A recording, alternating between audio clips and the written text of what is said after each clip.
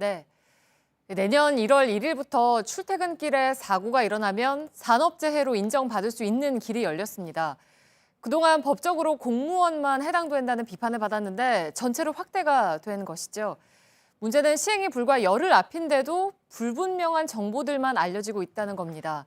또 애매하거나 논란이 될 소지가 있는 부분도 있습니다. 팩트체크팀이 정리를 했습니다. 오대영 기자, 우선 모든 출퇴근길이 다 해당이 되는 겁니까? 그렇지 않습니다. 출퇴근길은 집과 근무지를 오가는 최단거리, 최단시간을 뜻합니다. 카풀을 하거나 잠깐 들르는 경우도 그 경유지는 출퇴근길에 해당이 됩니다.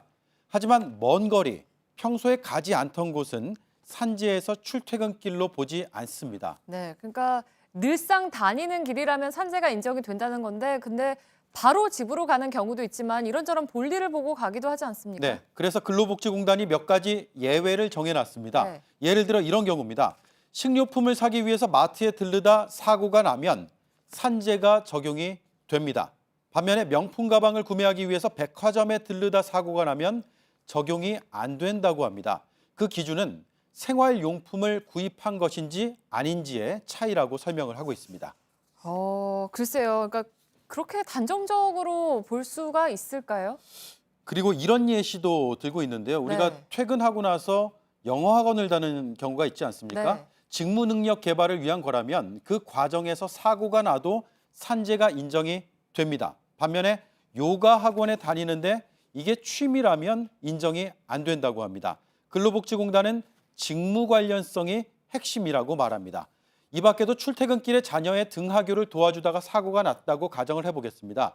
유치원생이나 초중고교생까지는 산재로 인정을 합니다. 그러나 대학생은 안 된다고 합니다. 법에 아동이라고 표현을 했는데 그 경계를 이렇게 구분을 한 겁니다. 네, 그러니까 고등학생은 되고 대학생은 안 된다. 잘 이해가 가진 않는데 그러니까 법적으로 아동이라는 개념이 있습니까? 그렇지 않습니다. 근로복지공단의 해석인데요.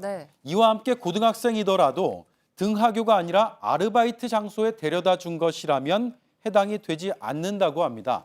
법의 보육 또는 교육기관에 오가는 것만 정해놨기 때문입니다. 네, 이렇게 되니까 이렇게 확정되는 지침이 과연 적절한지 지금 보고 계시는 시청자분들께서도 선뜻 이해하기가 어려울 것 같은데요. 네, 근로복지공단은 명확한 예시를 든 것이라고 하지만 노동계에서는 지나치게 자의적이다 이렇게 해석을 하고 있습니다.